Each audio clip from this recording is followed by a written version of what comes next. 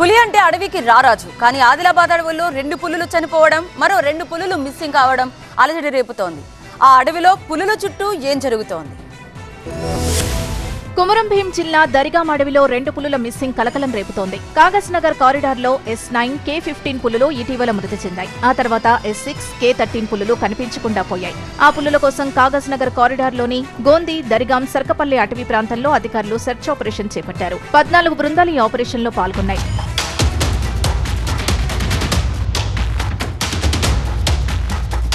73 camp బృందానికి 16 నెలల వయసున్న పులి పాదముద్రలు కనిపించాయి. కానీ తప్పిపోయిన ఆ 2 పులుల జాడ మాత్రం కనపడలేదు. మరోవైపు పులులు ఆధిపత్య పోరులో చనిపోలేదని విషప్రయోగం జరిగినట్టు తేలింది.